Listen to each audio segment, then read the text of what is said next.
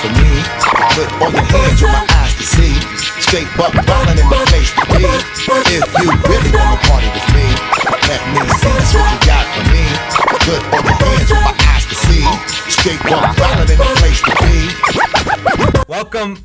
Welcome to the downtown studios of Cranford, New Jersey. You are here at the Commissioner's Cove. Alongside of me is my man, Maestro Cool, 13th Legion, and I am the Commissioner, Ricky Let Me Down, where we come together and talk about fantasy information, fantasy insight, so you guys don't have to. So do me a favor, sit back, relax, drink your little cafecito, smoke your little cigar, drink your little bourbon or your whiskey while you listen to two distinguished gentlemen talk about fantasy football, which we enjoy to do. Welcome down on this day, on this glorious day, and we are back with this episode. We've been off the air for a while now since the season ended last year, and we decided to get together today to talk about a little special segment, something just to think about and just to put two minds together since we've been doing our scouting reports on all the rookies of the 2026 draft coming up, which it is, 2-3 weeks away. And for you guys to start thinking about stuff, and I'm sure you have, if you haven't done your research or anything like that, well, sit back and listen to us. I appreciate you coming down. Thank you. Thank you, Commissioner. As always, a pleasure.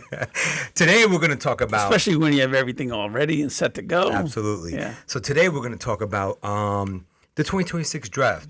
The first 4 rounds, 3 to 4 rounds or so, where all the impactful players that are relevant to fantasy football, which we're looking for in our rookie drafts coming up, and how we feel they're going to be in their first year.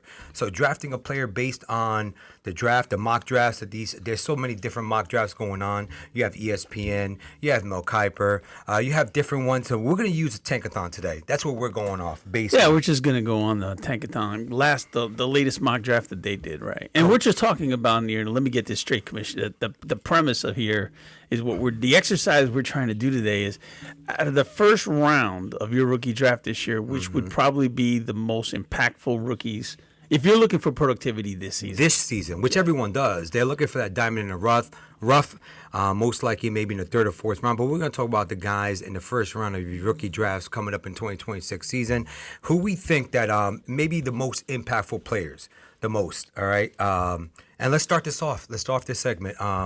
Obviously, with the first round pick here, first overall is going to be Mendoza, obviously. With the in the NFL. In the NFL, with Kirk Cousins being signed. I don't think in your rookie draft I've drafted Mendoza for immediate points. It's not going to happen this year. It may happen later on in the year, maybe 6 or 7 games into the season. Kirk Cousins gets benched for Mendoza, and then Mendoza will come up and he'll pay dividends maybe later on. However, that might be, if you're looking for this guy, you're drafting him in your rookie draft in 2026, and you're looking to start this guy, you might be 1-4 or so if that's the case. If you're looking for immediate impact, he's more or less long term. Agree? Yeah, and if you're looking for a guy to be productive in their first round of your rookie draft, which is basically what we're talking about here, I think the only team, and again, it's going to be based on how your team is made up. If you need a quarterback, even if it's a single quarterback league or a super flex, you're going to take him if you need a quarterback, obviously. Yeah. At some point, I don't even know if you would take him in the first 4 picks. We'll get to that later. But if later on in the first round, you want to take a chance on Mendoza, yes, I think that you're going to be drafting him whether it's a super flex or a 1 quarterback league. Oh, of course. With the anticipation that you're probably not going to get much out of him this year. And we're talking about impactful players for this year, this up and coming season. That's what this is focused on. All right, so that's how I feel about Mendoza. That's how you feel. Yeah, I think so. I think at some point we're going to just say that if you're a contending team and you're picking later on, presumably a contending team is going to be drafting later on in the first round anyway, and your team is obviously pretty much set, you might want to take a chance on him and just throw him on your team and put him on your taxi squad maybe. Absolutely. All right. Here, based on Tankathon, that he's the 1-1.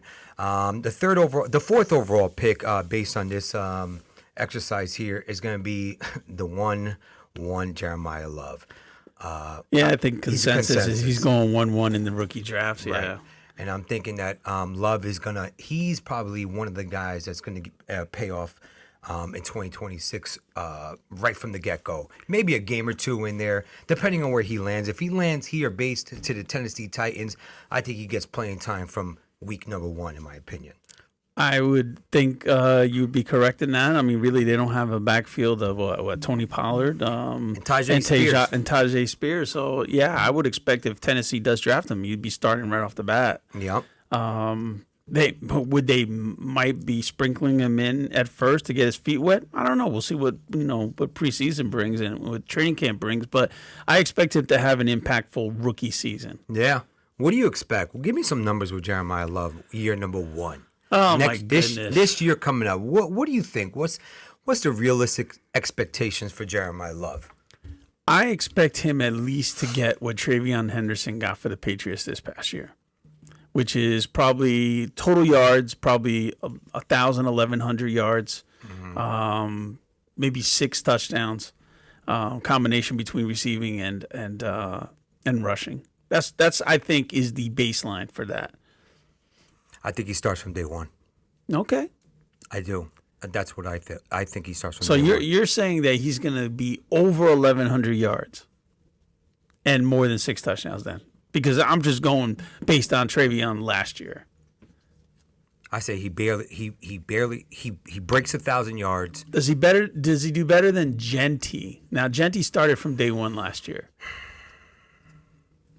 I think so. So then you are saying he's going to be over 1,000 yards. I do. Okay. I think so. I think Jeremiah Love is going to have over 1,000 yards and over 6 touchdowns. I do. Well, I mean, the offensive situation for Genty last year was probably the worst you can possibly get. So Yeah.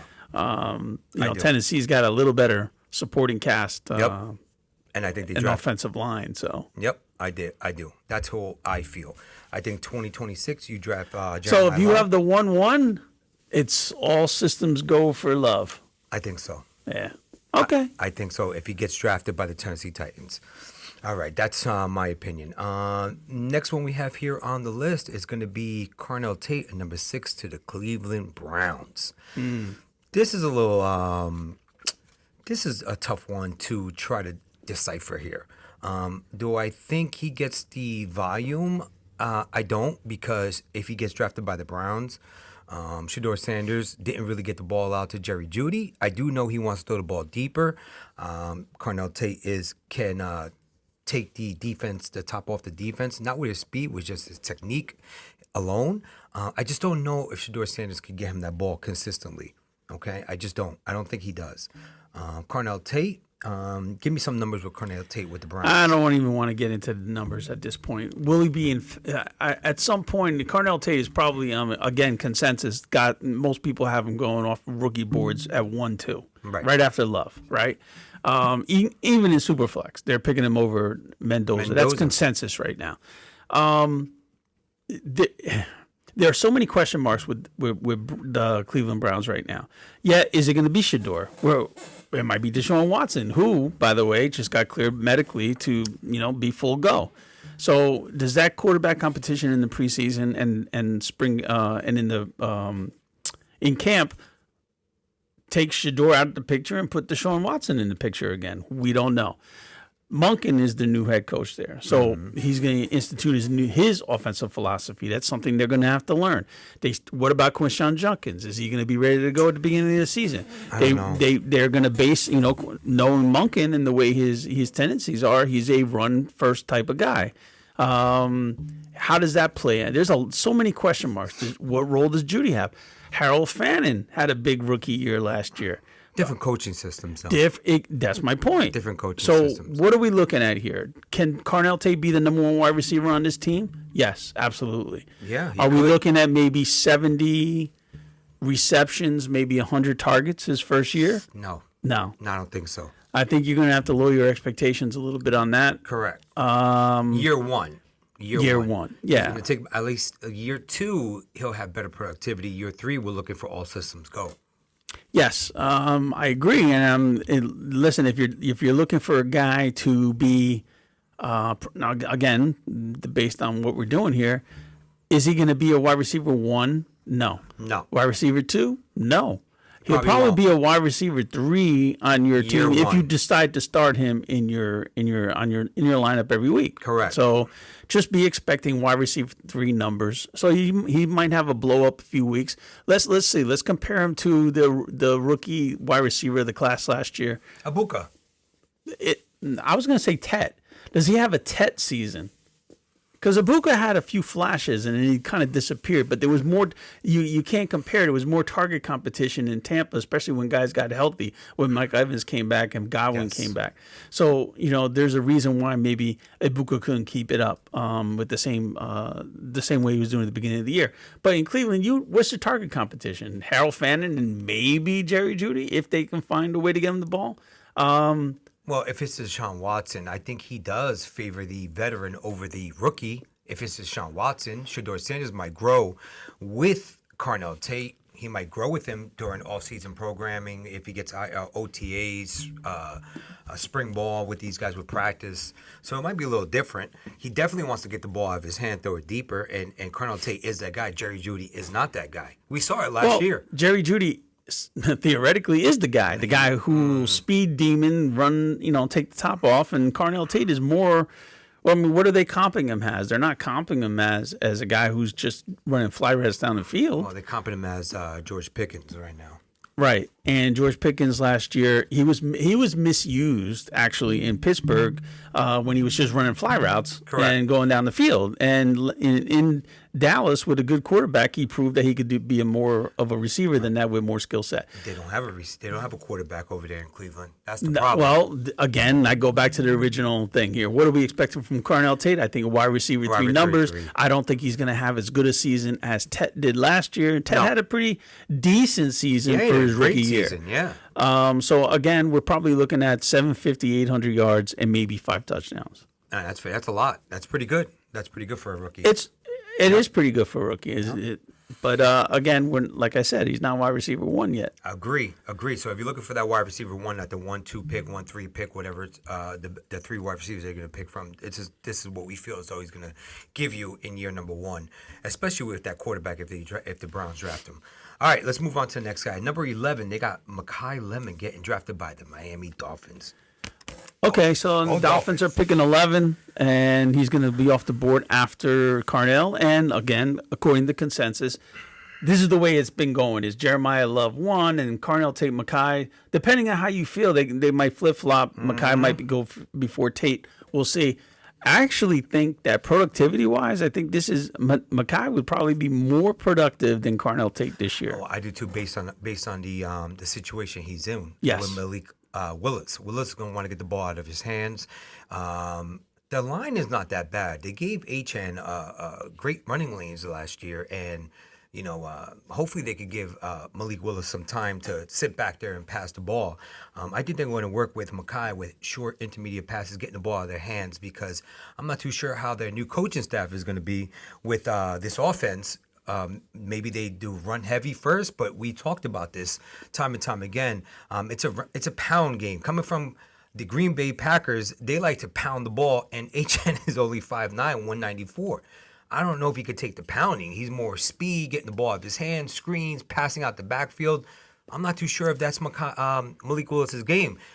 But Mekhi Lemon, with the quick passes coming out the back, screens, bubble screens, slants, and he can work in every single position on the field, and he can take the defense. He can take the top off the defense as well. He can. He's shown it in college.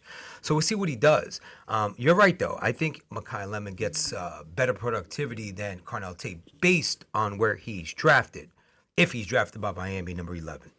Yeah, so if you're picking, 2, or if you have the second and third picks of your rookie draft, you're sitting pretty good.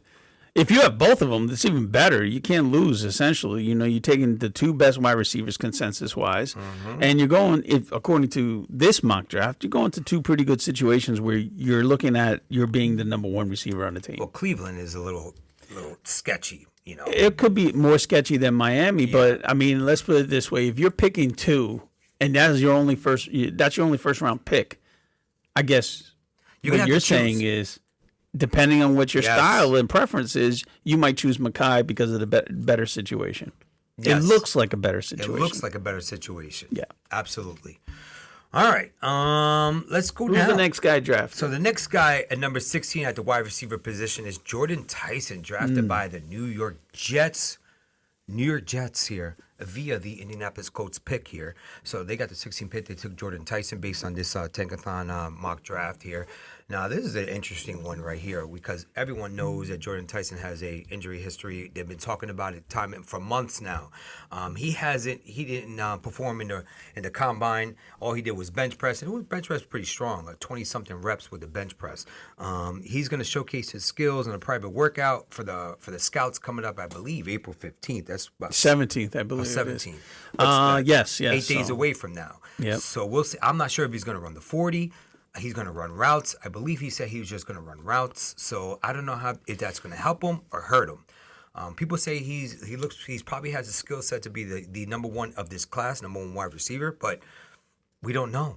But if he gets drafted by the Jets with Geno Smith here, and you still have Garrett Wilson on the other side, what type of productivity you're going to get with your 2026 rookie pick? Are you going to be playing him and plug him into your offense every week?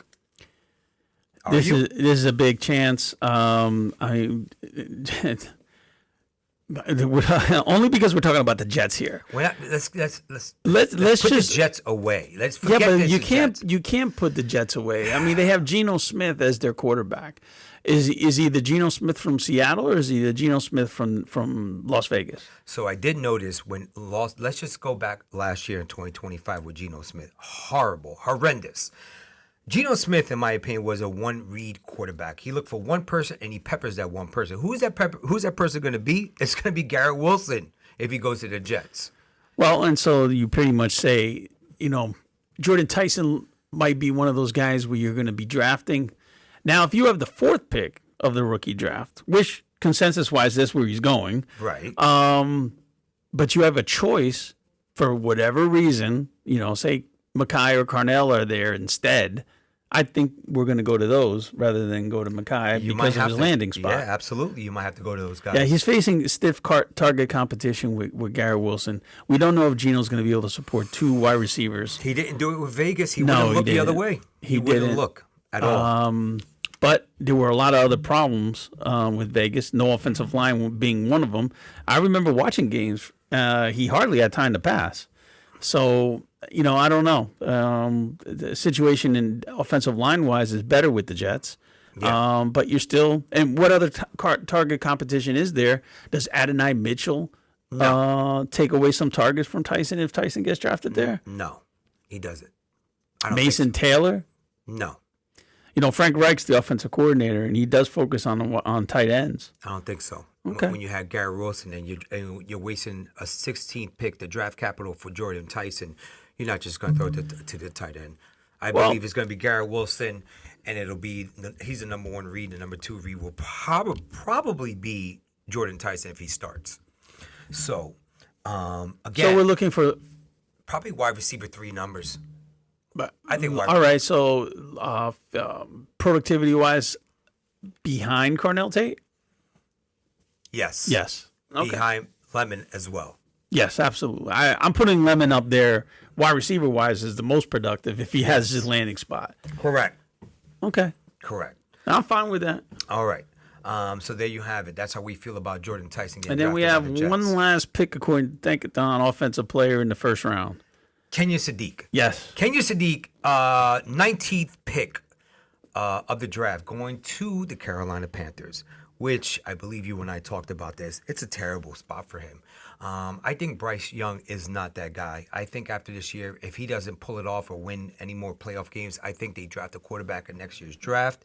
And you really have to think about that when you're drafting Kenya Sadiq. Does he have all the attributes? Oh, yeah, he's a specimen. He's 4'3", 40, 6'2", 6'3". You can line him up everywhere. But however, they got, like you said, they have other Tedero McMillan, Coker, Leggett. Then they have Chuba, Brooks. Yeah. He's not going to be the focal point of the offense here. No, he's not. And, for tight ends to be impactful, they need to be, 1, on the field, and 2, get their opportunities. They just can't be, Kenya Sadiq was not known as a blocker per se. No. To have him on the field to be the 3rd passing option and to presumably be a blocker, that just doesn't make sense. I don't know if Carolina does this pick, but I think there's too much other talent on Carolina for Kenyon Sadiq to actually shine through. And like you said, I have question marks with Bryce Young being able to support 2 wide receivers, let alone three fantasy relevant, ball catchers, so to speak, 2 wide receivers and a tight end. I agree. I don't think he becomes the focal point of that offense if he gets drafted there. And they still have 2 other young tight ends. Yeah, well, Jadavion Sanders maybe he hasn't panned out, but I mean he was rated pretty well and they took him pretty high, so I don't know. I don't know. To me this didn't make a lot of sense, but hey. So again, Kenyon Sadiq, if he gets drafted by the Panthers at 19, yes, the draft capital is there. However, you're going to have to wait on him while the other 2 guys get either released, traded, and he becomes the primary or the second option of that offense. So if you're in the rookie draft, where would you select him?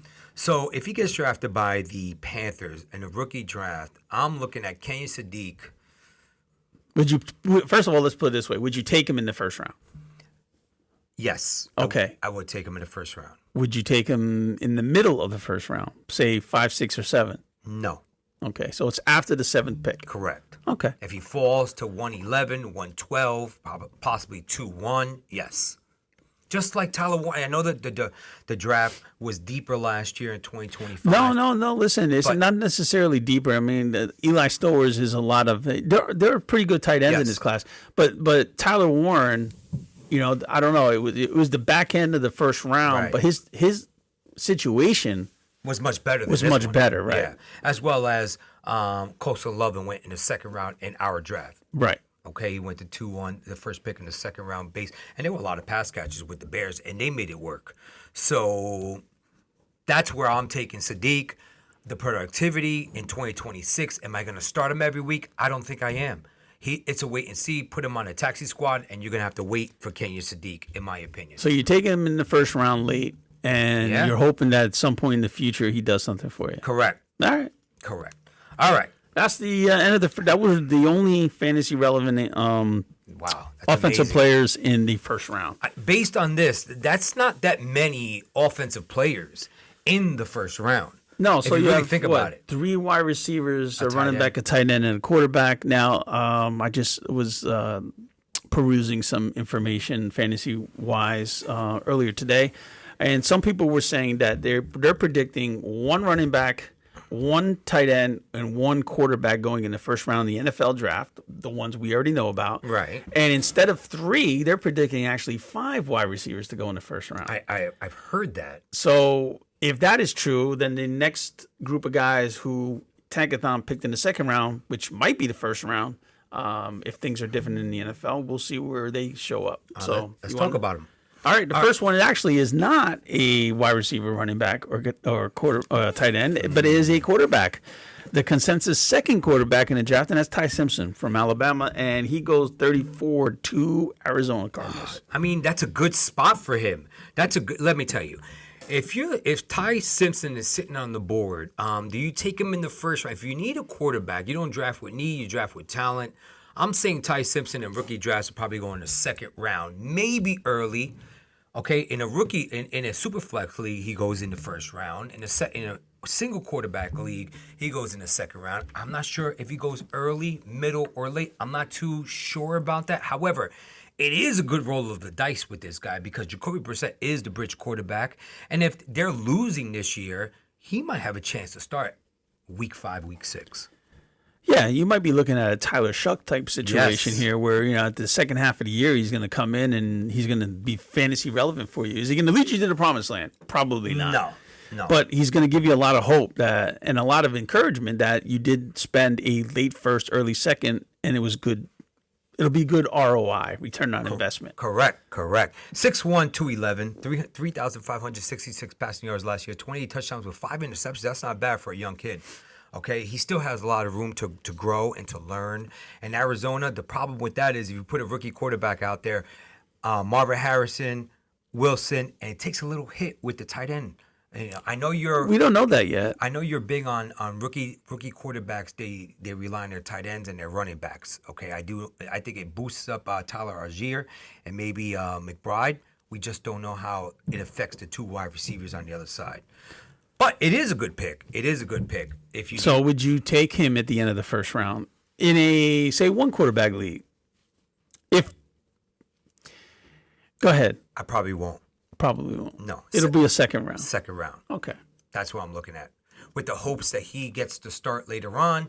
Maybe you could showcase him, depending on what quarterbacks you have. If you have older, aging quarterbacks out there, okay? And if you do, you could start him. Or if you have some quarterbacks out there and they're still in their 20s, late 20s, or hitting their prime, you could utilize Ty Simpson, showcase him for 2 or 3 weeks, trade him, draft capital for the following year or this year, or for a player up tier, down tier, whatever you need to do.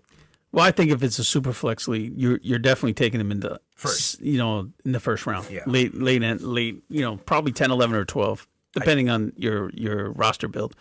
But I think he's there, and I do believe that going to a good landing spot, you might see guys taking him in the early second in just regular single quarterback leagues. Yeah, in a second. Correct. Yep. I agree with you. All right, who do you got next? Well, the next two guys actually are number 4 and 5 receivers that might go in the first round in the NFL draft. The first one being at number 36, Omar Cooper, getting drafted by the Raiders to reunite with his college teammate. That's a sexy pick.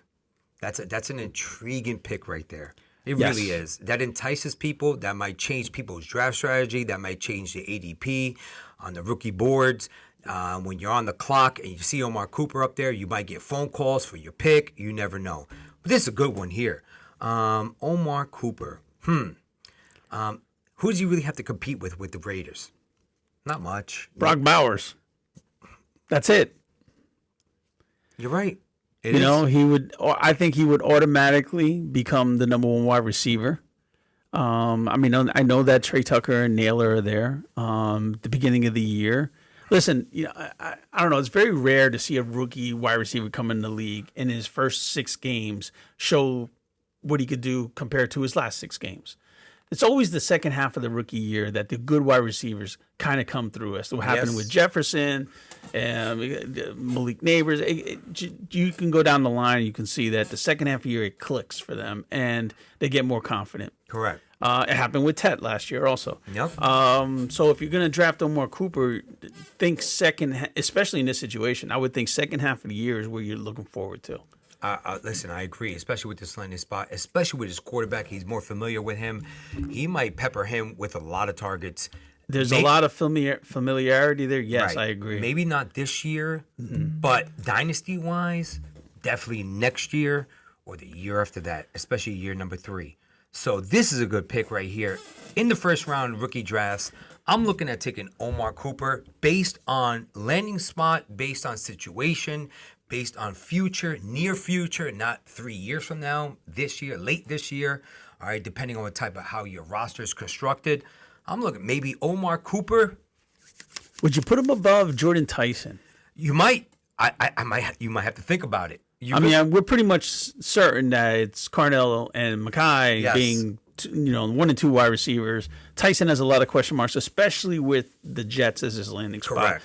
But with Omar Cooper going to the Raiders, that situation alone, you would put him ahead of Jordan Tyson. You might have to put him ahead of Jordan Tyson based on when the draft begins and you see his name again. And if it's your turn to pick and you have Tyson and Cooper, you might really have to think about that if he gets drafted by the Las Vegas Raiders. See, that's unusual now. I mean, if he does get first round draft capital, great. But according to this, he gets second round draft capital, and you would choose him above a first round selected Jordan Tyson. Those are the questions that I think that owners in Dynasty Fantasy Football are going to have to go into if they're looking for the productivity and the overall immediate productivity, or even productivity. Period. Yeah. We're not talking about these guys are old prospects here. These guys are going to go in and presumably perform at a higher level immediately.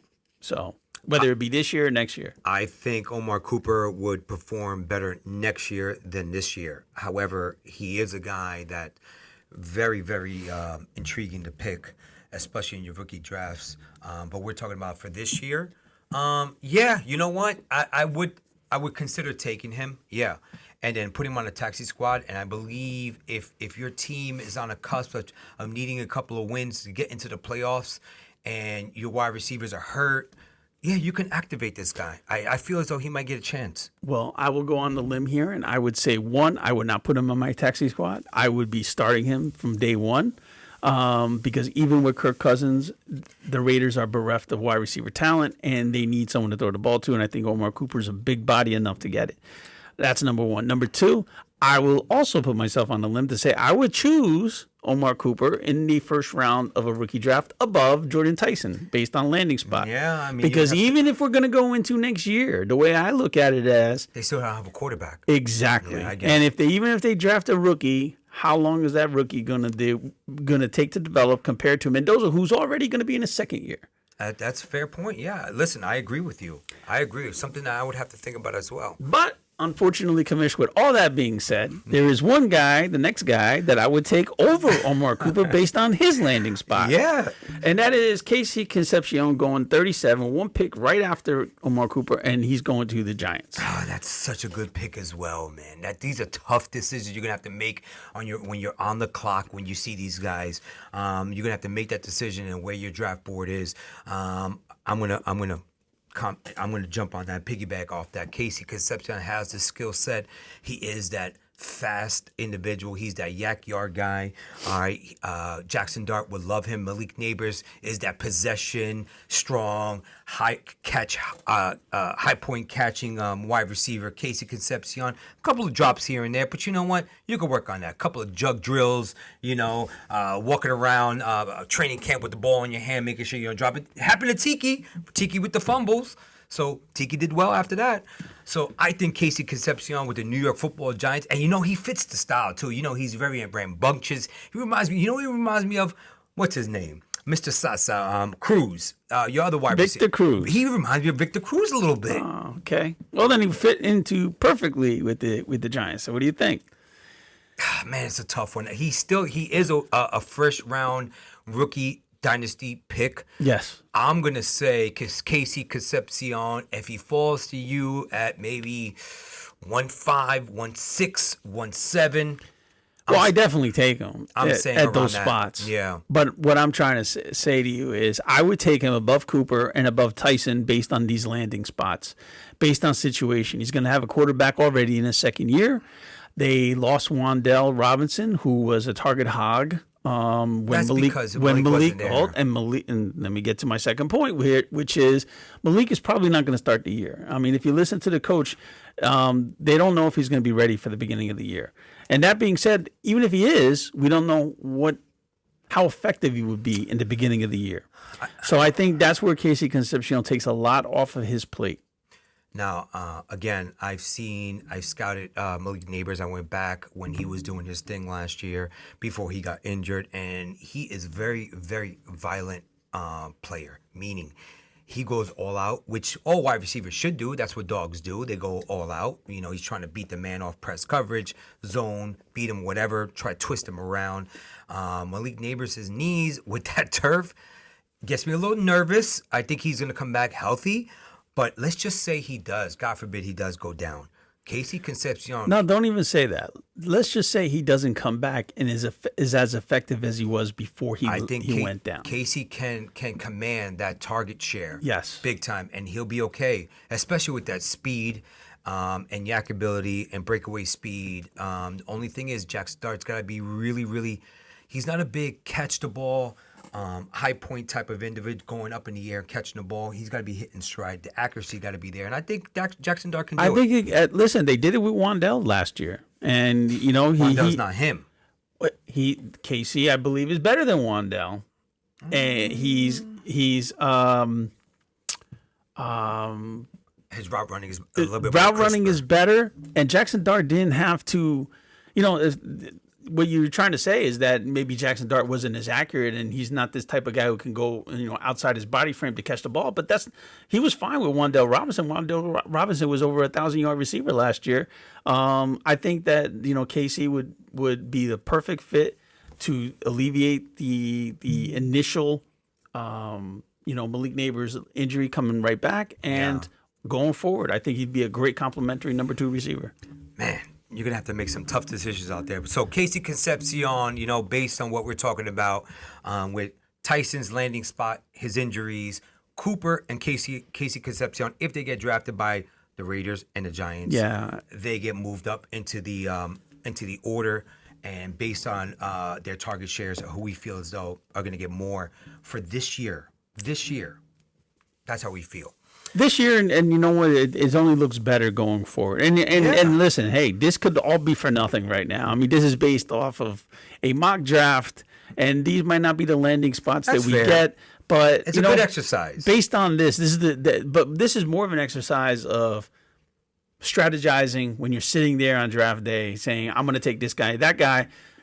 After the NFL draft, this is going to become obviously a lot more clear. Oh, yeah. So when you're ready in May, when you're getting those rookie drafts going, you're going to know based on their landing spot. The landing spot is actually like the last piece of the puzzle.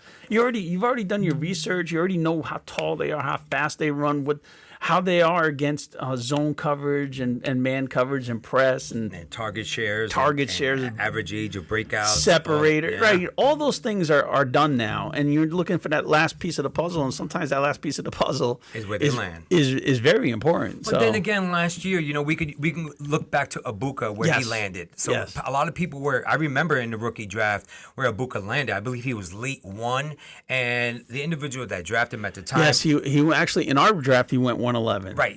He drafted him based on in my opinion, where the consensus, because a lot of people didn't really do a lot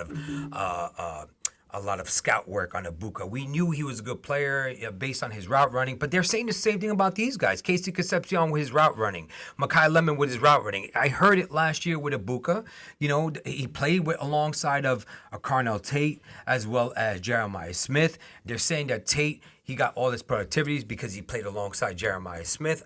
I don't know. You look at the tape, okay? You feature this guy like I've always talked about. When you feature a wide receiver, especially these rookies or whatever, a wide receiver in the NFL, they could showcase their skills. Look what happened to Michael Wilson last year. You pepper him. Look, now all of a sudden he becomes a wide receiver 1.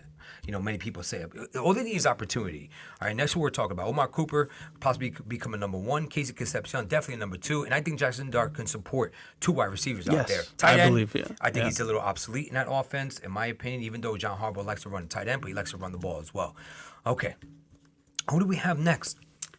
Next on the board is another wide receiver going to the Chiefs at number 40, Denzel Boston out of Washington. There's another one. Big body X receiver. Yep. Not a speed burner, but possession. He's a possession. He's got great hands and catch the ball at the high point.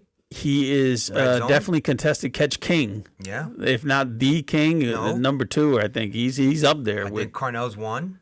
I believe. Well, then Denzel is right there. Correct me if I'm wrong. Maybe I am, but I believe Carnell had more. Could be wrong, but Denzel Boston is up there. But if he gets drafted by the Kansas City Chiefs, it's still a good pick. But does it make him a first round rookie pick? Yes, a late first round rookie pick. Even though Rashid Rice got cleared from all the wrongdoing, so he is going to be playing. And with the tight end coming back, it's just a tight end. Kelsey is slow. You could tell he's gotten slower and slower. And with the addition of Kenny Walker, so I think they're going to utilize the run game, the passing the ball out the backfield. Denzel Boston am I going to start him every week? I'm going to sit here and say no. I might actually start him on my taxi squad at first until I see what kind of role develops for him. Xavier Worthy is still with the team. Right. You're right. They're going to have. We don't know if Mahomes will start the year. Will they lean more on their run game because of Mahomes' injury? So yeah, these are some of the questions coming into next year. Yeah, I think he begins the year in 2026 on the taxi squad for most dynasty leagues, and if you're going to start him and hope you get big productivity, I think you're going to waste some time. I think he's going to need some time to develop. I'm not saying the skill set he needs time to develop with the skill set. However, with the role on the team, he is going to be more productive. Maybe year 2, maybe year 3. So it's a long-term investment there. So late first round. If he drops to the early second, you grab him in the second round. I think he'd be great value in the second. Yeah. But yeah, he's worth a late round first. a late first round rookie pick. Yes, he definitely is, especially with that landing spot. Correct. All right. What other skill position? Next one player? is another wide receiver going number 42 to the Saints, and that's Jeremy Bernard from Alabama, I believe. Yes. So, what do you think about Jeremy? again, And what do you think about that going to the Saints? So with the Saints, he's gonna complement Chris Olave out there. They do need another wide receiver, but I see Jeremy Bernard. I believe he's got some speed out there, more like a Rashid Shaheed. I don't think he's a number 2 option. I just don't. He may. 6'1", 206, 64 receptions, 862 yards in college with Alabama. He played alongside of Mr. Williams out there, the other wide receiver. Ryan Williams. 7 touchdowns. He averaged 13 yards per catch. I don't look at Jeremy as a first round rookie draft pick. No. He's definitely second round, I believe. I would think second round. Middle second round. Middle to late. Middle yeah. to late second round pick. Even with that draft capital of going to the Saints. Correct. I mean, Tyler Shuck has shown promise. Olave was the key guy because of it. You know, it's not a bad offensive system with their head coach. Maybe he's looking for their version of Devontae Smith next to AJ, but Olave is not AJ. AJ Brown. And neither is Jeremy Bernard. So I don't see it with him. I think he's a taxi squad player in 2026. If you're going to draft him, it's going to be, like you said, middle or late second round. And he's a guy that you got to roll the dice and hope he gets he finds a role with the team. Maybe a wide receiver 2. I don't even know if he's a wide receiver 2. He might be a wide receiver 3. Like a Tank Dell type of guy. Well, that's not even a wide receiver 3. He's You're a talking 4. about wide receiver 4 at this point. And at that point, and at that level, you keep him on a taxi squad. Then. Yeah. He's a depth piece for now. Yep. And with the hope of him developing into a good low end number 2 is what you're probably going to hope for. And you hope for. Yes. You know, you're going to sit him on a taxi squad, and then come 2027 draft where they have better wide receivers, you might have to decide whether you're going to drop this guy or you're going to try trade him for a pick. You're hoping for something this year. Well, you said something interesting before with, when we were talking about Denzel, about developing, players. I don't think the NFL's into developing players. I think they draft you out of college with the expectation that as soon as you get to the NFL, the only thing you're learning is the playbook. They're not going to teach you to be a wide receiver by that time in college. And the reason why, by the time you get to the NFL, because you're supposed to have learned that in college already, right? Because the other thing you said is absolutely true. Every year there's a new crop of wide receivers and running backs.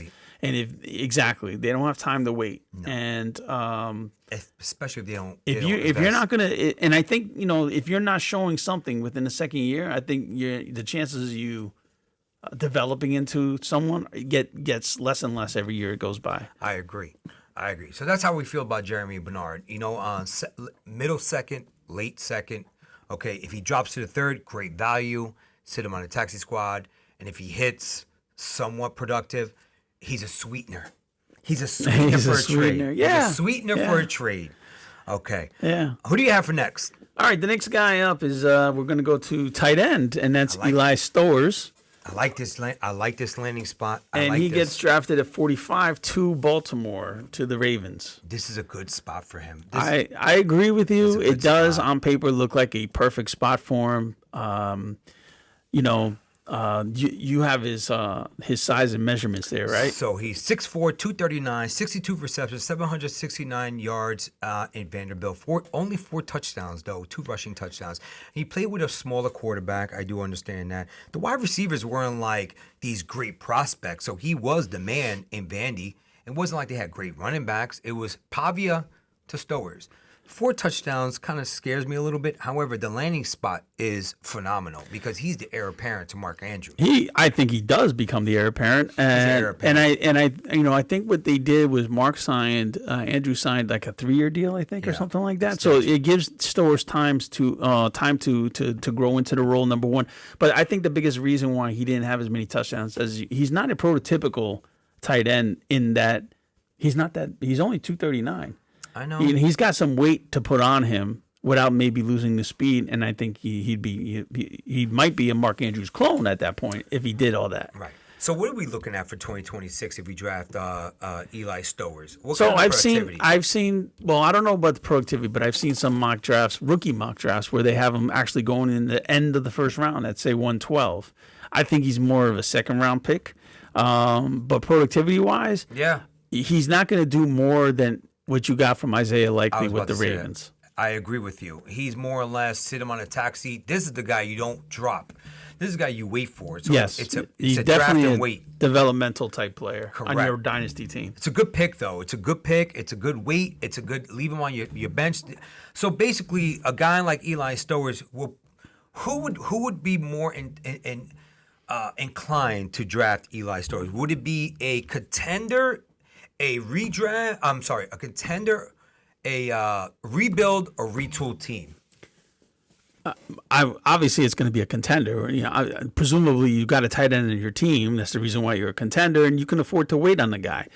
If you're a rebuilder, and you're in the early part of the second round, the guy's available, and there's no one else, and this is a good landing spot. I think you take the value. Yeah, so do I. You're going to keep him. He's going to only grow in value as the years go by. Agree. And we also know that tight ends, listen, the last few years we've been pretty blessed with tight ends, making an impact immediately. But traditionally, it took 3-4 years before you actually got to see what they were capable of. I don't think it would take that long with Stowers because I think that, Mark Andrews is going to be gone by that time. And if he can't make it in the third year after Andrews is gone, then that's It's it. time to draft a new one. But Agree. you got value there, and I think it's worth it in the middle of the second round. Fair. All right. Let's go to the next guy. Next guy is very interesting. Yes, he is. All right, so Yes, he is. we haven't really spoken about running backs. Well, we all know the running back class, as they say, consensus says a little weak. I think it's a little different because all you need is an opportunity based on the attributes, the combine, how they looked in college. I like this guy. Go ahead. So at 49, the Vikings select Jadarian Price. Listen, it's a second So round. a second round running back. That's a phenomenal He's pick. got the draft capital. Yes. He's going to a team that needs running back help because all they have is Aaron Jones, And Jordan Mason. and Jordan Mason. And That's Aaron it. Jones has a history of being hurt. He's also an older player.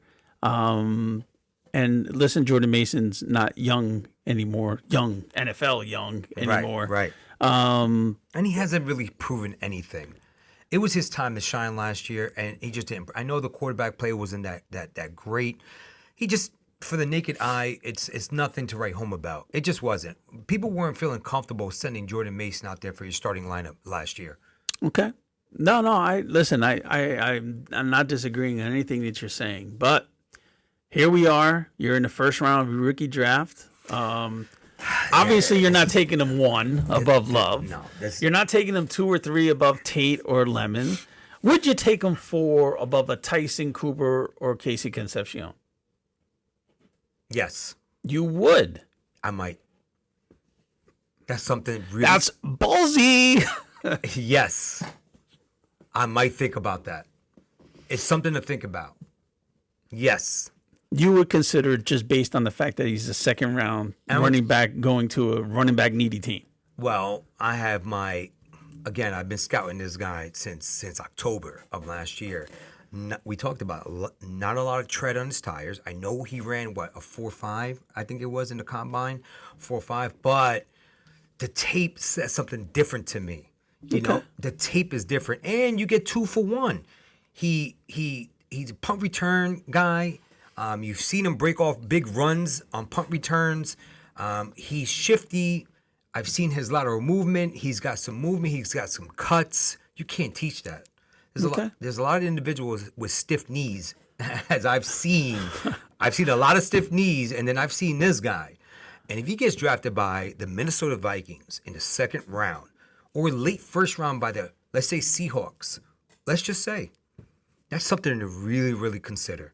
Is he an immediate starter in the NFL? In 2026, I don't think he's an immediate starter, but I do see them sprinkling him in maybe in the middle of the year. So At some point, does he get the job, the sole role by himself by the end of the year? depends on their record. If they're a winning team, I think he doesn't get the start. If they're losing, what do they have to lose? They're going to sign Aaron Jones again. They know what they have in him. And then think about this: the coaching staff. If he gets drafted, let's just say by the Rams, they're going to sit the rookie all year. They're not going to play him whatsoever. These are the. Well, listen, landing spot is definitely. Yeah. There's only a few select landing spots in the NFL right now where, as a running back, you're going to start immediately. This could be one of them. I don't know if he starts from week number 1. I don't think so. But if I'm drafting him, when am I going to think about activating him? Obviously, I'm praying or hoping week 6, week 7, week 8. Depending on their record. If they have a winning record, they're not going to play the rookie out there. All right, they're not going to play the rookie. Now, I do know Kyle Murray drops the what he does is he does a lot of passes to the halfback. I do know Jordanian Price was not featured. He only had 15 catches in college. Neither was Love. Right. That wasn't their game. At that time, but I do know he can catch. How do you know that he can't catch passes when you didn't utilize him in college for that? Just because he didn't catch it doesn't mean he can't catch it. He can catch it, but you have to. That's a chance that I would be willing to take. Okay, well, listen, I understand. How about yourself? I would not. I'm going to go with the talent and the value at the other, especially wide receiver position that we spoke about with Casey Concepcion and Omar Cooper. I just can't see myself, and even Jordan Tyson, I can't see taking Jadarian Price over those guys. Would I consider him in the first round of a rookie draft? Yes, but not probably until what pick? 6 or 7. All right, even with that situation, even with that landing I don't know spot. about that because based on that, the wide receivers you still have Tate, Lemon, Tyson, Cooper, Concepcion. That's 5. That's 5, and then you got Mendoza. Love. Love. Then Mendoza. Well, I don't know if I'm taking Mendoza that early. All right. So now you have 7. So you're looking at possibly the 7th pick or the 8th pick, taking Jordanian Price in the first round. The earliest I would think about him would be 6. And then based on how he's going to, when do you expect Jordanian Price, if he gets drafted by the Minnesota Vikings, when is he going to start playing or possibly take over that role? Or can he take over that role? We don't know. That's my point to you. How do you know? He wasn't given the opportunity. If he went back to Notre Dame this year, he will be the guy. I think he'll be drafted. He could showcase his skills without Jeremiah Love. That could possibly be true. However, I don't think he went back because, listen, the next year's running back class is pretty good. And he might not be the top 3 running back coming out of that class. Whereas in this year, he's consensus-wise number 2, obviously. And according to the NFL mock draft, he's number 2. All I'm saying is that I'm going to go with the talent over his landing spot and potential because I think that Concepcion and Cooper and Tyson are more of a talent than he is. That's all. All right, that's fair. All right, who do you have next? Chris Brazel from Tennessee going to the Rams at 61. Okay. So it's the end of the second round. So you want to start off with Chris Brazel? You say what you got to say. I don't like Tennessee receivers, and I'm not the only one. There's a whole host of podcasters out there doing fantasy football who, had the Jalen Hyatt experience, Cedric Tillman experience, Deontay Thornton experience. None of these guys are making it in the NFL. I'm not putting faith in Brazel, and I can understand the allure with the Rams potentially picking him here. He's a tall guy. I'm thinking Devontae Adams' replacement. He's got the speed, and Puka works underneath. I got it. I just don't know Brazel I think there are better wide receivers in the draft that are potentially coming out that are more polished than Brazel. Listen, I agree with you. If you go off and think that Brazel being drafted by the Rams, it's a good landing spot in the second round. It is a great landing spot. That's the reason why he's going to get drafted in the second round, probably. However, with Matthew Stafford only possibly having about 1, maybe 2 years left this year and maybe next year, depending on what he does. Now you got a rookie quarterback over there. Puka's still going to be the guy. Devontae Adams will be off the team. And Brazel, Like you said, Tennessee wide receivers scare me as well. Really, they don't. It's not a. It's like they're not coached like the Ohio State, LSU. These type of wide receivers. They're athletic freaks. They're great athletically. Yeah, but it takes a little bit more to do that in the NFL. Exactly. I don't know. I'm not drafting Chris Brazel and starting him in 2026 and looking for him to help my fantasy team retool, contender, any three lists or categories that you're in based on your team dynamics. Chris Brazel, drafting him maybe late second round, maybe early second. If he falls to you, if you need a receiver and he falls in a landing spot and you're taking a chance on him. For myself, he's going to remain on the taxi squad. I'm not going to start him. I'm not going to activate him. It's a wait and see with this guy. Impact his first year is going to be negligible, if anything. Yeah, I agree. He's definitely a taxi squad guy, and let's see what develops after Devontae leaves. Correct. If he does indeed get drafted by the Rams. Correct. The guy who's more attractive than Brazel is the next guy on the list, picked at the last pick in the second round, going to the Seahawks, and that's Mike Washington Jr. There's another good pick right here. This is a very good pick. I believe this pick, I know it's the last pick of the second round, but I think this is a first-round rookie draft pick. Yes. So, again, he might... Based on landing spot, it's another attractive landing spot, sure is. Just like Jadarian Price. Does he go before Jadarian or after Jadarian in your rookie draft? I guess it depends on preference. I think based on the landing spot, you still have Zach Charbonnet over there. I think they're not going to just, when he gets healthy, I think Charbonnet is going to steal the goal lines. I think this guy is going to fill the role. If he gets drafted by the Seahawks, he might fill the Kenny Walker role, and it's going to frustrate you. It really is going to frustrate you. All right, I do know that because I had both of them last year, and it frustrates you. Don't know who to start. You can't start both of them. You could, but you can't. Charbonnet comes back. They have more trust in him. They're Super Bowl champs. If based on their record, do you draft Mike Washington? Yeah, you do, because you know what? Charbonnet's coming off his contract. This is his final year of his contract. We saw what they did with Kenny Walker. They let him walk. They might let Charbonnet walk, and they might just go with Mike Washington, which is a good pick. But that's the chance you're going to have to take. Like you said, the first round, where am I drafting Mike Washington? Based on second round draft capital, based on the Seattle Seahawks, based on the future, based on this year, early this year, next year, or the third year, 1-6, maybe 1-7, 1-8, 1-9. Would you draft him above any of the wide receivers that I mentioned, taking instead of Jadarian Price? Depends on your roster construction. If you're loaded at wide receiver, yeah, you would. If you're loaded at wide receiver, because these running backs are gold. Okay, they're hard to find. Is he? He's a scouting combine dandy. He's a diaper dandy running a 4.3. He broke the combine. He's a phenomenal athlete. But, we'll see what he does. 6'1", 223, 223 pounds, running 4.3. He's a truck, and he's got some movement. Again, I scouted him since October as well. We know that. You know that. And he has some wiggle. He does have some wiggle. He really does. So we're talking back half of the first round. Yep. Maybe early back half, second. middle of the first round. We're talking 7-8. Yeah. If Okay. he falls in the second round, I think that's a good value I don't think pick. he falls to the second round. No. Because I do agree that this falls. being a draft class that's really weak on running backs, consensus as well as what we've observed. After you get done with Jadarian Price and Mike Washington, maybe you throw Jonah Coleman in there.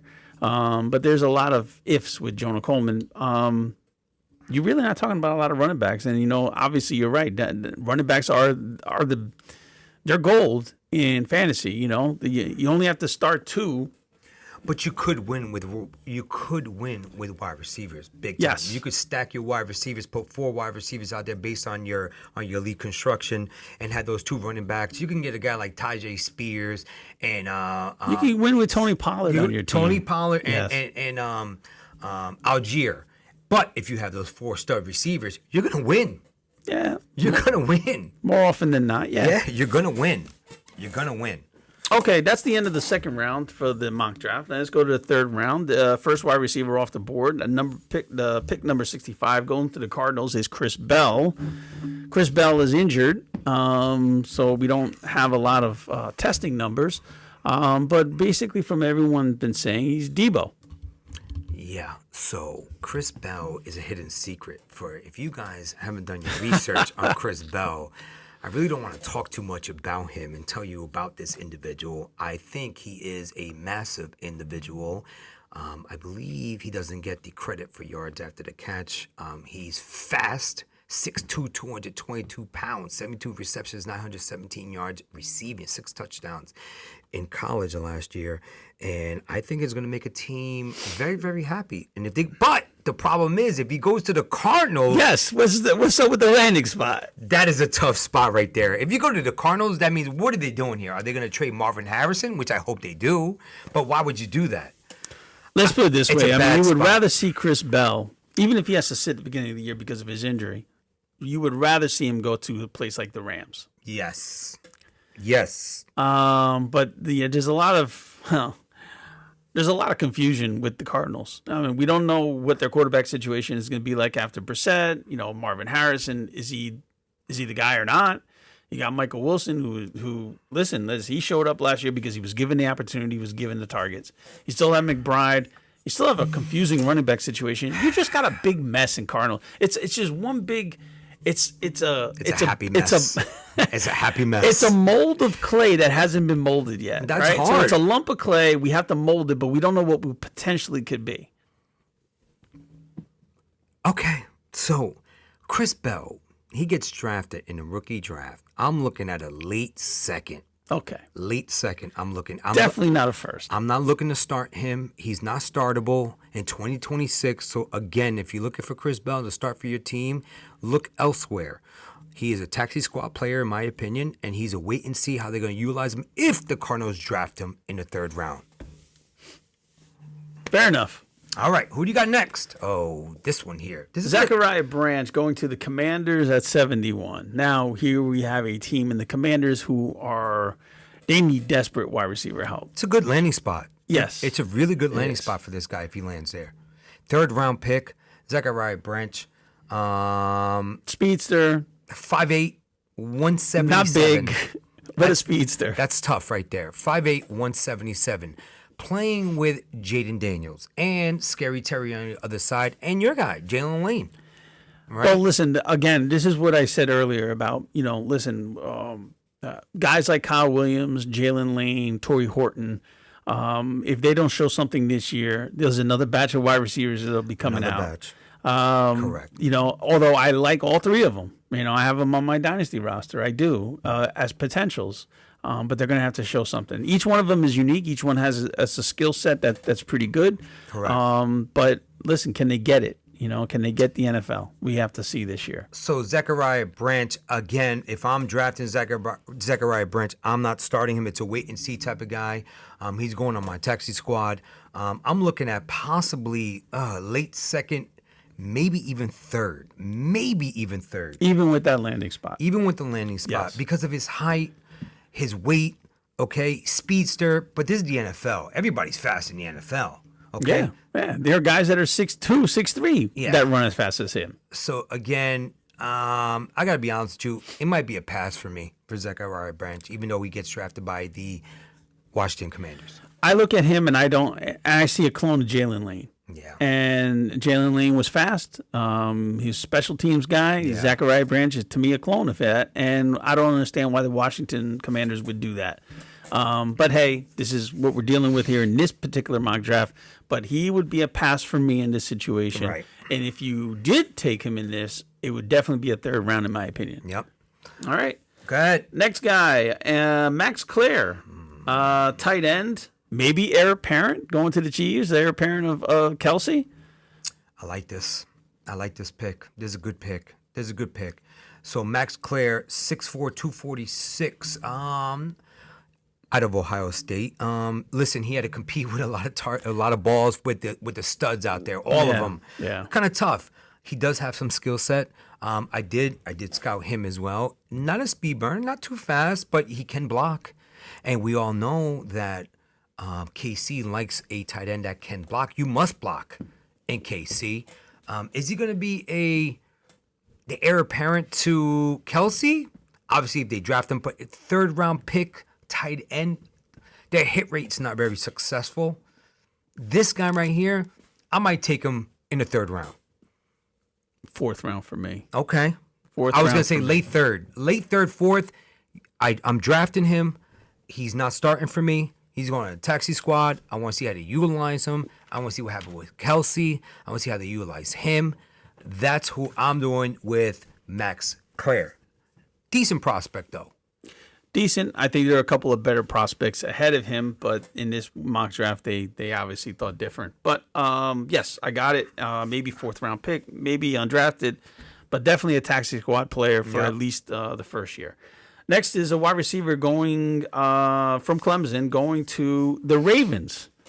Now, Antonio Williams is the wide receiver. He's not a big guy, all right? So, again, this is one of those question mark type. Does Baltimore need another wide receiver? Absolutely. Rashad Bateman hasn't panned out. They have a new offensive coordinator under the Johnson and McVay tree. You know, we'll see. You know, some guys have panned out, some guys haven't, but we'll see what he does this year. Declan Doyle is his name.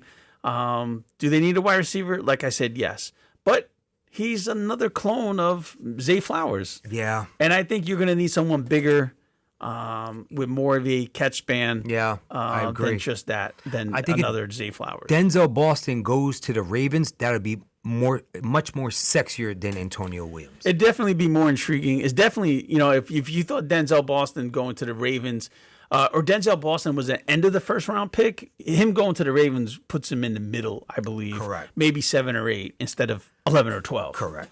So, what are we doing with Antonio Williams? I'm thinking fourth round pick.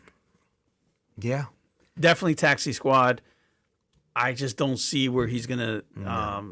He's not starting for you in 2026. So if you're looking, There are a couple of bigger guys that got drafted after him that I think it would be a better fit for the Ravens. But the next guy is one of the guys. Unless you have something else to say about Antonio. I do. So Antonio Williams reminds me of DK, Tennessee. Oh, Chimere Dike. Yes. That something like that. He's fast, speedy. He got drafted in the second round, I believe, out of Florida. I believe. I can't remember what round he was drafted in, but someone like that. I think you're right. But I don't see a big difference between Antonio Williams and Zachariah Branch. No, I think they're the same. Fourth round pick, depending on the draft, how many draft picks you do have. You know, and before people get upset, they're going to be like, "Oh, well, there's a difference. One runs better routes. This, and I got it." But It depends on where he is. physicality wise, I don't see the difference. And role with the team, I don't see a difference. You know, I don't think that all receivers should all be the same height, weight, and speed. No. It's just not going to be. It's just not going to be effective. No. You're still going to get different variances in their skill set. So I think they need a bigger body. They try to do it with Bateman. Bateman just didn't work out. No. And they paid him. They paid him a lot of money. Yes, which I didn't understand at the time, but whatever. The guy that looks better, and here's a guy that I don't agree going into this landing spot. Yeah, I don't agree with you. And I don't think I think there's wide receivers that are better, but what do I know? I'm not an NFL scout. But Malachi Fields from Notre Dame, I believe. Notre Dame. Going to another question mark, the Panthers. Horrible. I don't know who exactly did this mock draft, but think about this. They drafted Kenya Sadiq, and now they draft Malachi Fields. They already have Tet, Coker, and Xavier Legette. But you know what? I think they might say to themselves that it might be time. It might be time for Legette didn't pan out. I think they're going to cut their losses if they do draft Malachi Fields. And again, I don't think he gets on the field. I don't. I mean, he's 6'4", 218, but he only had 36 receptions for 630 yards. Yes. Only 36. I know they ran the ball a lot. Might be a good blocker out there. But for this landing spot for Malachi Fields, what are we looking at? Fourth round? I'll be honest with you, undrafted. He might be undrafted. In my opinion, and I am personally, I don't have any interest in having any stock in Malachi Fields on my team. If he gets drafted by the Panthers. Not in this draft No, position. a third round, no way. Okay, so let's pass on by and let's go to pick 85 in the third round, and it's going to the Steelers, and it's another quarterback with Garrett Nussmeier. This is a nice pick. This is a third round pick, Garrett Nussmeier. I'm saying, they need a quarterback. I mean, they drafted Howard last year, and Howard in the rookie draft and our rookie draft last year went in the fourth round. I believe he was Mr. Irrelevant. Yeah, I think he was the last pick of the fourth round. He was. He hasn't even gotten the field. So if they do draft Garrett Nussmeier, I think he does have the skill set. He has, his father was the coach. I think he knows. He just had a bad year last year, and he was projected to be a first round pick a couple years ago. Remember? Yes. Yeah, he's a coach's son type of deal. Yep. He definitely knows his X's and O's. Physically, he's older. He's an older prospect. Come on. He's not 21 years old. He was hurt last year. He was hurt last year. He didn't look bad. Did he win the MVP in the Senior Bowl? I believe he did. So he showed enough there where it impressed NFL scouts that were there. Listen, it's not a pick for the Steelers. A bad pick for the Steelers. Would I pick him in the third round of my rookie draft? Yeah, I think I would take a chance if I didn't see anything else. I would definitely pick him over Malachi Fields from his landing spot. Let's just put it that way. So Nussmeier, 6'1", 203. Not tall. He's not a big guy. Not a big guy. So you got to remember, you have to factor in the weather in Pittsburgh, the wind down there, the snow. So 6'1", 203. He doesn't run. He doesn't run out the pocket. He's not going to be in the pocket. He's not going to be a dynamic fantasy player. So if you're drafting Nussmeier, you're looking for him to make on your team, to make your team that much better. I don't think so. I think he's, again, 2-3, like a Kirk Cousins type. Even though Kirk Cousins has some great years, if he is a starter, maybe a Shuck type of player. I'm not looking for any impact from Garrett Nussmeier. Just definitely a taxi squad, a guy that you're going to put on there. Maybe you can flip him for some draft capital in the future. Correct. But I'm not looking for immediate impact.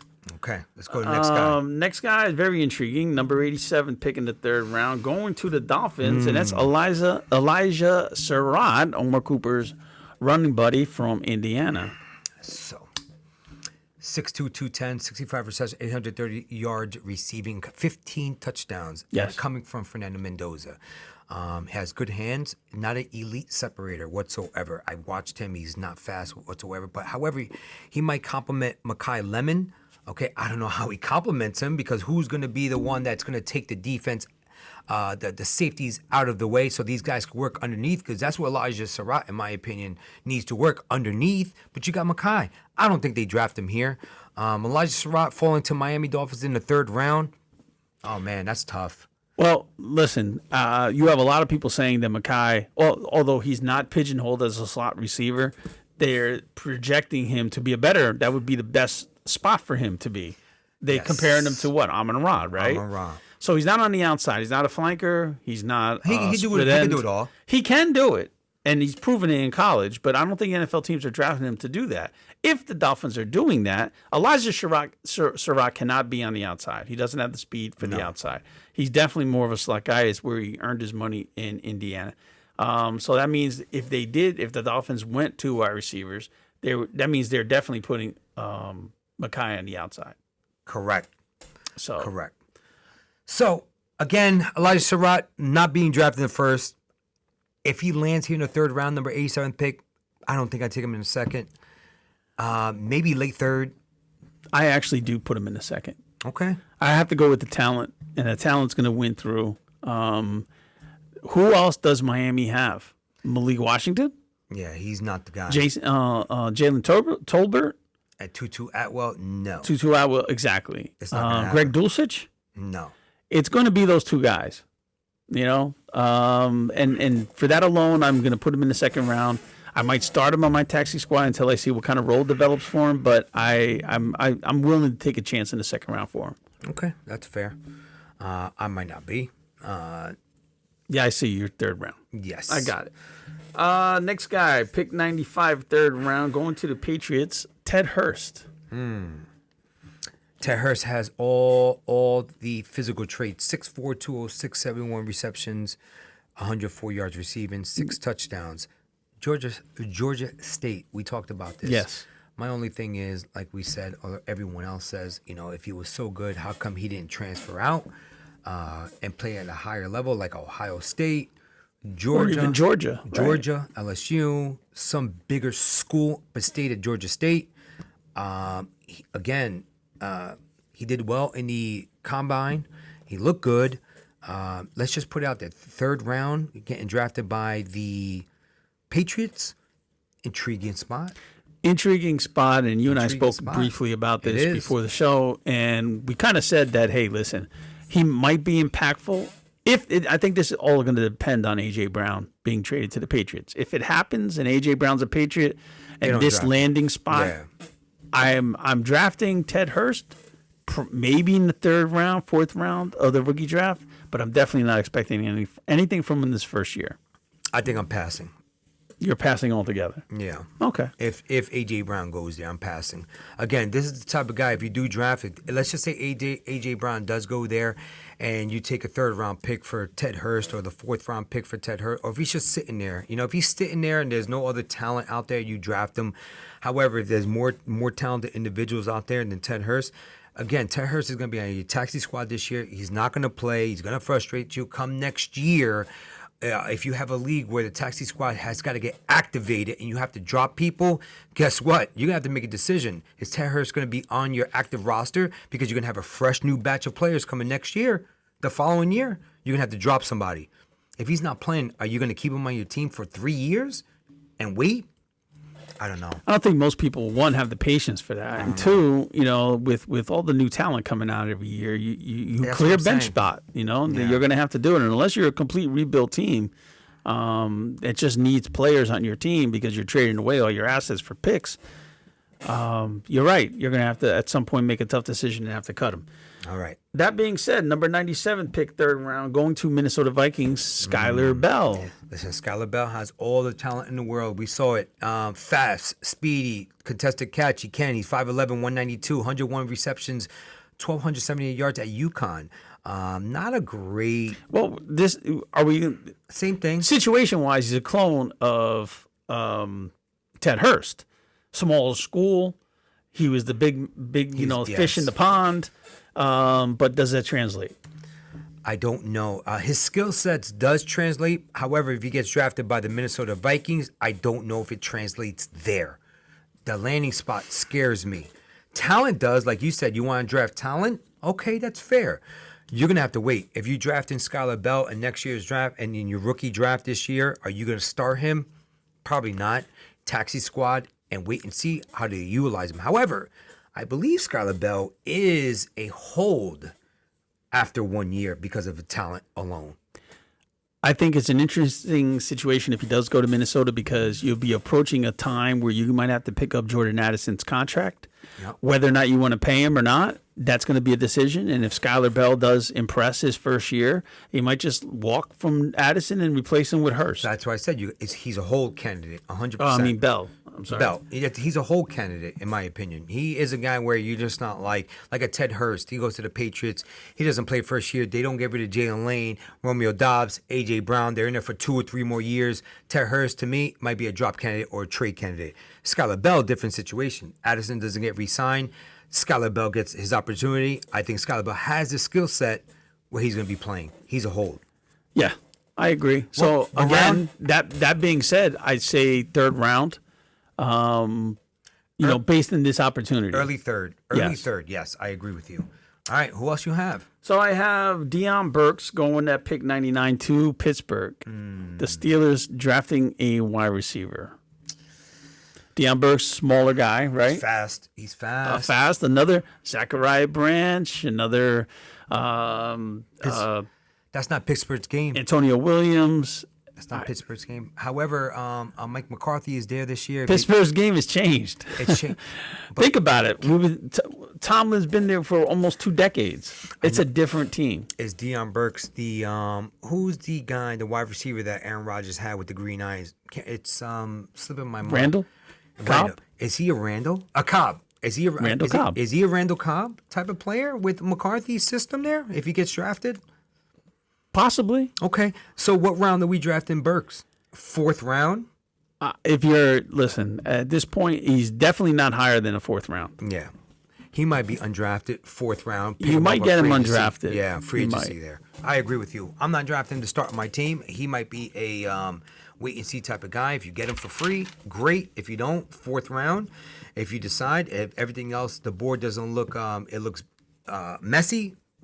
He's a dart throw and he's a wait and see. So listen, those are the majority of the players, but I'm going to go over a couple of honorable mentions, Yes. only because they reflect on one's a running back and the other guy is actually a wide receiver, but it reflects on the what we just spoke about, and I'm going to use him first. In the 4th round, with pick 121, the Steelers choose another wide receiver, Jacoby Lane from USC. I like him. All right. I like him. He was the guy that I thought was better than Malachi Fields. Yes. If you have a Jacoby Lane going to the Ravens, I would eat that up. Yes. In the 2nd round, all day, no problem. Correct. Jacoby Lane going to the Steelers. I like that pick actually better than the Deion Burks pick. That's one fair. round earlier. I agree with you. That's a guy, it's a hold pick as well because of his attributes. 6'4", he runs like 4.3 40 in the combine. That's a guy you're going to have to wait for, but he's worth waiting for. I think he, Yes. right, better physical attributes where you can work around. I just think that, yeah. Now, I understand this is the NFL of today where they play the cover 2, everything is underneath, and you want the speed to get away from defenders. I got that. But we've been saying all day here, you don't have to be 5'8" and 5'9" with speed. You could be 6'1", 6'2" with speed, which this wide receiver class has got tons of. They have a ton of receivers. So that's one guy. And if that being said, I think we both agree 2nd round rookie draft. Yeah. Okay. Yep. So the last 2 guys I have are both running backs. And the reason why we're going to bring them up is obviously because we haven't spoken a lot about running backs, especially this draft class. I believe everyone has said it. You've seen it all, that this is not a deep running back class. Number 1 guy, Jonah Coleman. He goes in the 4th round, pick 104 to Arizona Cardinals. Terrible landing spot. Terrible landing spot, yes. Now, consensus has this guy going as the 2nd running back off the board. Majority of consensus rookie draft mocks have him 2nd running back off the board behind Love. Yeah. At some point with the 5 or 6 or 7. I don't think I choose him with this landing spot in the 1st round. No, he gets dropped in the 2nd round with this one here. I think it's, again, with Jonah Coleman's a wait and see. I believe that they're going to, Algier is going to be the starter, and he might be working with him. And I think Connor, this might be his last year. Connor, and I think Trey Benson, they might explore a trade option for him, or he'll be a depth piece on that team, the 3rd running back. A depth piece, or he'll be coming out of his rookie contract. Yep. They're not going to pick him up, and they're just Nope. going to release him. That's correct. So I think Coleman is a good pick, but I think it's in a 2nd round pick. All right, if you're looking for running back help for the 2026 draft, he is a nice little pickup, but you're going to have to wait for him. Put him on a Texas squad and hopefully splits with Algier. And if Algier gets an injury, he becomes the man. If for any reason he gets drafted, Jonah Coleman gets drafted by, let's just say that the 2 biggest teams, the most attractive teams for a running back to be drafted to would be the Seahawks and the Vikings, correct? Yes. You would agree with that? And Washington. And Washington. So Yes. say Jonah Coleman gets drafted to any one of those 3 teams. Does he become a 1st round pick in the rookie draft? Depending what round. What round? Say even in the 4th round. Tough with the 4th All right, round. let's not say that, because Washington and the only have 2 earliest they picks. can do is First. middle of the 2nd round. No, not the 1st. Do you believe No. Jonah Coleman's a 1st round pick? No. I'm saying Washington, I believe, doesn't have. I don't know if they don't have a 2nd round pick. I or don't so. think they do either. Right. So let's get them So out. their 4th is their 2nd round pick. Yes. Okay, yeah. Yes. He might be a 1st round pick. If their 4th is their 2nd round pick, meaning their 2nd pick of the draft, and 26, it's their 2nd pick of their draft. Yes.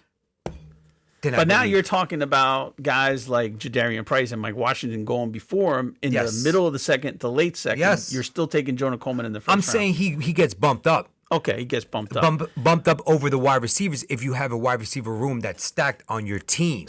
Take Commanders out of the picture. Okay. Darian Price went in the middle of the second. Mike Washington went the last pick of the second. Say Jonah Coleman replaces one of them. Jonah Coleman goes either to the Vikings or to the Seahawks. Second round, same spot, middle of the second or at the last pick of the second. Where does he fall in this draft? In the first round, obviously, yes? Yes. Okay. He's the second quarterback, second running back off the board? No. No, he's not. He's got the skill set. Yeah, hold on. He's taking the place of either Mike Washington or Jadarian Price. If he gets drafted in the second, late first. Say instead of Jadarian, the Vikings choose Jonah. You're taking him over Mike Washington? I might not. And I'm going to say this. I know he's like a bowling ball. I know he's like a freight train, a small freight train. But I've seen this. He's the second coming of the muscle hamster. I've seen this movie before. Yeah, Doug Martin. So I've seen, no, not the Maurice Jones-Drew. Maurice Jones-Drew, too. So what was his lifespan in the NFL? I don't think it goes. What's the lifespan of any running back? I know, but Mike Washington, with his physical attributes, I think lasts a little longer than Jonah Coleman, dynasty-wise. I would have to take that into effect. I would have to take that into account drafting. That's me. Okay. All right, let's move on. What else? Emmett Johnson. The last guy, Emmett Johnson, in 106 to the Texans. I like Emmett Johnson. I think this is a good pick for the Emmett Johnson in the fourth round to, again, 5'10", 202. Emmett Johnson possesses a nice skill set, which he catches the ball at the backfield. He does have some wiggle to his running game. He's I'm not saying he's super speedy, but he can be shifty. You know. Well, he's definitely not super speedy. But he can get shifty. Yes. And what do they say? What's that famous line? He could get small real fast. Is that what it is? Something like that. He can get small really fast. I like Emmett Johnson. Based on PPR, he's a catch passing back. I like those. If he goes to Houston, how much longer does David Montgomery really have? Does he have 2 years left? There's a lot of work. I mean, he's been utilized a lot over the years. How much more does he have? Well, listen, if he goes to Houston like this mock suggests, I don't think Woody Marks has long. I don't think so either because he's almost 25 years old. However, with Emmett Johnson, I don't think he's a 3-down back. No. So even if he falls to this team, which is Houston, they're going to utilize him in the passing game, which Woody Marks was drafted for, and they never used him last year because we saw the games. I saw the game. You saw the games. Never got the ball at the backfield. Well, Woody also, he couldn't stay on the field. He was always getting injured. Well, hold on now. Maybe not big injuries, but he was always nicked up. Woody Marks is a little bit bigger than Emmett Johnson-wise. How does this play? You know, we don't know. It doesn't matter. Emmett Johnson, if you could be smaller and not get nicked up. Woody Marks is a heftier guy, but he's getting nicked up all the time. Yeah, listen. If Montgomery's got 2 years left and Johnson gets drafted by the Texans, it might be a camp battle where Johnson wins out and Woody Marks becomes the third running back on the team. I agree. And he might beat him out because he has that skill set of catching the ball at the backfield, a third down back. Yeah. So if you draft Woody Marks, where are you going to draft him? I'm sorry, Emmett Johnson, where are you going to draft him? He's in the second round. Second round. He is in the second round. Will he be impactful his first year? He will be usable in his first year. First year, yes. He is the guy that will be used. I think he beats out Woody Marks for the third down back role for the catch passing back over David Montgomery. Montgomery gets the goal line, gets the first and second. He still could catch the ball at the backfield as well. He might spell him. So I think he does get some play. Well, let's not forget, Houston doesn't pass to the balls out of the backfield too often. But they have to. They're going to have to. They just picked up your quarterback, C.J. Stroud's fifth-year option. So you know what? They're expecting him to take the next step in his development. All right, my friend. That was a long segment. I believe I appreciate your time. I think we hit on most of the guys, the meat and potatoes of the 2026 draft. We all know the sleepers, the Bryce Lanes out there, all right, the Strublings out there, all the other running backs, Keelan Blacks, Roman Hembley, Henry, Damon Claiborne. Do your research on that. If you don't know those guys can be picked in the third, maybe fourth round, depending on where they get drafted, what round they get drafted in. And there's also other tight ends that are going to get drafted as well. But I believe we hit on the number Michael one, number Trigg, Oscar Delt. Yeah, there are guys out there. That's correct. You know, will they get drafted in the NFL before the fourth round? They're not. They probably most likely will not be day 1 or day 2 picks. They will definitely be maybe day 3 picks. Right. However, let's talk about this. You know, don't be upset if you don't get the guys, these top notch guys that the consensus say, because you can get some players undrafted. You know, I remember last year you got Arondé Gatson Jr. as an undrafted free agent. I got, you know, the plotter, Mr. Kyle Monangai, undrafted running back. Undrafted, yeah, these guys contributed day number 1. Not day 1, but year 1. Yes, they Good did. picks. At points in this past year, did contribute. Yes. Right. So please do your research on that, or don't get discouraged, because those guys can be playing. Absolutely, and to your point, that's where your research comes in, and that's where your evaluation of their talent based on your research comes in too. And talent sometimes wins over draft position. Correct. And situation. And situation. So, you know, always keep your eye out for those nuggets. Correct. So listen, that's all we have for this segment. I appreciate you guys listening. Like, subscribe, comment, whatever you guys want to do. We were back. We really do appreciate you guys listening to us. And I had a good time. Thank you for coming out. This was a great segment. I appreciate it. Good luck on your rookie drafts coming up. It should be coming up next month. And love to hear who you picked in which round, and who do you feel as though you're going to start, who you like, who you don't like, or whatever it is. You guys be safe. Have a good one. Bye-bye now. Bye.